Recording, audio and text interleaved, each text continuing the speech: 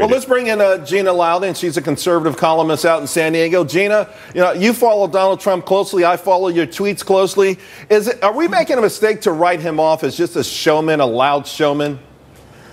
We are making a mistake. He is creating a dialogue, Charles, that I have never seen, really, at least in my lifetime, since I was really mentally present in politics. I think people are looking at the people that really don't want Trump in this race, and they're saying, those happen to be the people that I think have been messing up politics for a good long time. I'm going to keep listening to what this guy has to say. Although, Tammy, Donald said, listen, Hispanics love me, Mexicans love me. I'm going to win that vote. I'm going to win every vote. I mean, listen, we understand, the boisterous attitudes of the world. And by the way, it might be a reflection of America. We kind of rally around the people that talk a lot of smack. Well, we also love underdogs as well. And when you're out of this system, you're the underdog. But look, honestly, when it comes to the crime and the problems and the violence that is being exacted by some of these illegal criminal aliens, it's affecting that community first. It is the Hispanic community, the undocumented community that is being harmed by America and the establishment not wanting to address it. So Donald Trump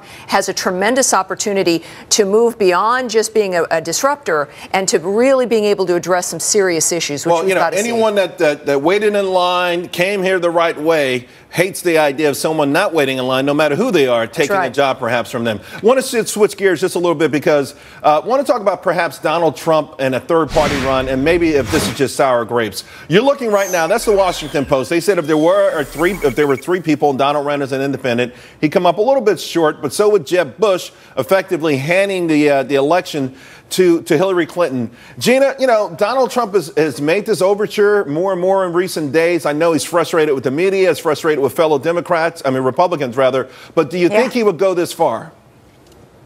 I do, frankly. I think that Donald Trump really is here to make a point, and I don't think he's going to stop until he gets it. And I think he's saying to the GOP, hey, this is my leverage. He's a businessman, Charles. He understands how to use the leverage he has. The leverage he has in this situation is that at any moment he can jump ship and take his huge polling numbers with him. That's a big old threat to people like Reince Priebus. That's a big old threat, but that would be a Pyrrhic victory of all Pyrrhic victories, Don. I mean, it's one of these things to say, I want to, get the GOP to man up, because they don't man up. We got a bunch of, I don't know, but they won't man up. Right. I was going to say something I probably was going to get bleeped for. So here's the thing, Don. Here's the thing. Would he actually pack up his tent? Do you think he would go that far? Because a lot of people don't think he even really wants the job. Well, we heard this song before in 1992. It was sung by Ross Perot, and that's how Bill Clinton got into the White House against George Herbert Walker Bush.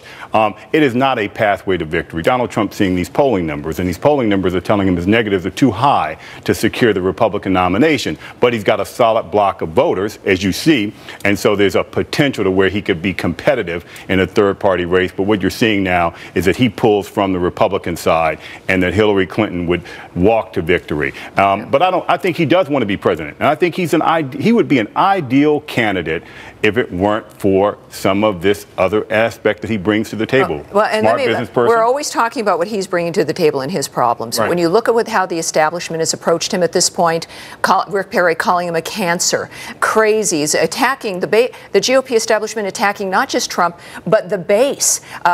Rick Wilson in Politico effectively calling everyone clowns. This is not the way to try to keep everybody enthused and with you. You're pushing not just Donald Trump away, but the voters as well. Do you think he should take his ball and go away then, because all the kids won't play nice? No, look, this is what politics should be about, is everyone coming together, talking about, everybody wants the same thing, the country to get back on her feet, and that you don't do it this way. So these are grown men and women getting together. What I've seen from the establishment concerns me a lot. As they point a finger at Donald Trump about being a problem, they're creating the larger problem. Donald Trump must realize, but ego is involved here as well, and that's what concerns me. And Gina, I think that that's what a lot of people are saying. There is certainly a fine line there, but there's no doubt, to your earlier point, he is galvanized. He is awoken something that, I got to be honest with you, I saw at the beginning of the Tea Party, and in my opinion, I think the Tea Party got off the grass too early. I thought they should have stayed there and stayed grassroots instead of becoming a quasi-political party.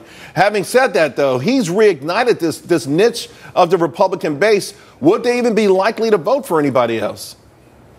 It remains to be seen. There's a long time left. And yes, he has some negatives, but he has plenty of time, plenty of money, plenty of an ability to get free media. He's obviously the expert on that. Can you name another person's slogan? We all know his, Making America Great Again.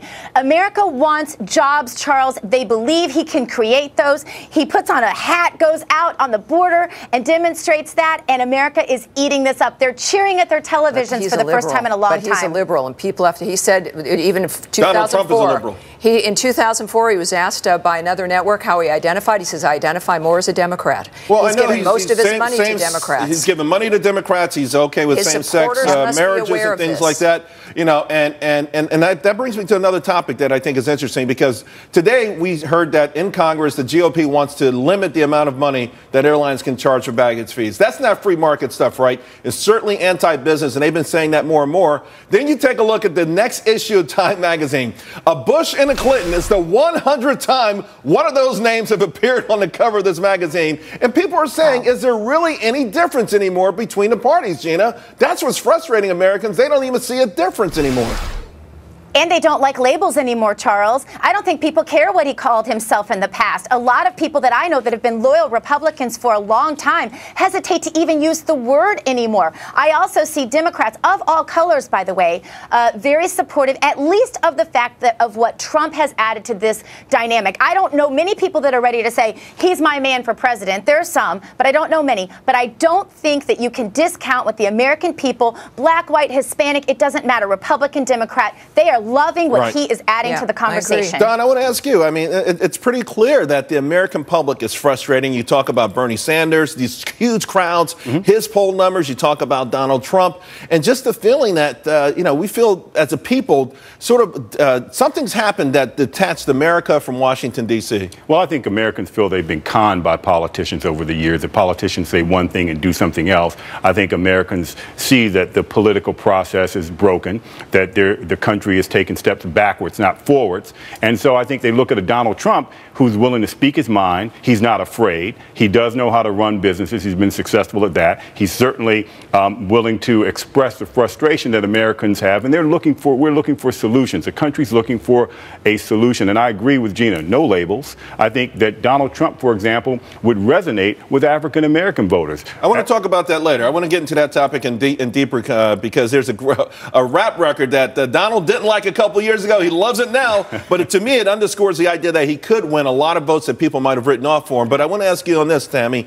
The so-called fringes seem like, I think more young people, millennials, identify themselves as independent than Democrat or Republican. This is more than just a fad. This is a frustration from older voters, as Don pointed out, years of pulling the lever and not getting what they were promised, and younger people just completely disillusioned. Look, don't mistake independent for not knowing where you stand or for ambivalence, right? These are people who really feel strongly about conservatism or liberalism. The problem with the establishment is they're simply managers of the monster now. They have a similar interest, which is maintaining the monster that feeds them. This is what the problem is with the Bush dynasty or Clinton dynasty and all the same people all the time. Americans want people in there who really are going to change things, who are going to make government smaller, who are going to respect our privacy, who are going to create jobs by ending regulations, by allowing the free market and capitalism to succeed. That's what independence means these days. It's a conservative independence, and there is no real distinction in Washington now with the two. They use it as theater, but it really does exist for the people. Well, then let me ask you, Gina, is it possible then for a so-called independent, conservative independent or otherwise to be elected, since special interests have such deep pockets, so much pull, so much sway? Listen, we know that there's an appetite for it, but could it actually happen? If you mean, could an independent win the nomination? Is that what you're asking? And actually be elected to the White House? I'm not a third-party confident person, but I will say, if anyone's going to shake up what I previously thought politics looked like, it would be Donald Trump. He is surprising me every time I start to think that we're going to get sick of him, I find myself cheering at my television again. So I don't even know how to predict this. I don't know how to answer you on that, Charles. Although we will say, back to Trump for a second, in Laredo, when the media started asking him questions, by the way, he's a master at handling them. but he also didn't answer a lot of questions that ultimately, someone said, okay, you build the wall. What about the 11 illegals that are already here? He says, well, let's build the wall and talk about that later. Some of these things, I think, ultimately, beyond the passion, beyond the emotional aspects of this, Gina, at some point he may have to start putting some finer points to these ideas. Yeah, you remember the last guy that ran on big ideas?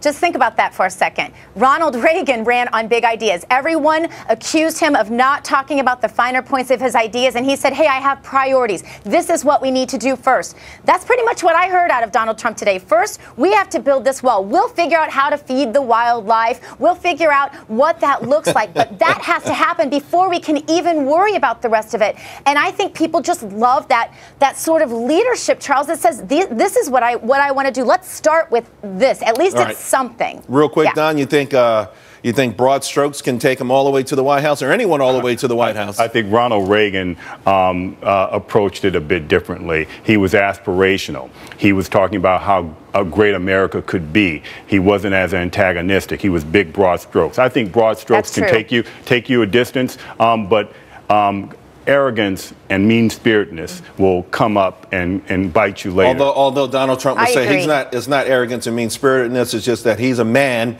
and he wants to grab the handle, grab this country by the scruff of its neck, shake it up, particularly the Republicans, and make them stand up again like they used to. We had Tammy? that in 12 with Obama about emotions. We don't want to repeat the same problem. Hey, it could get you elected.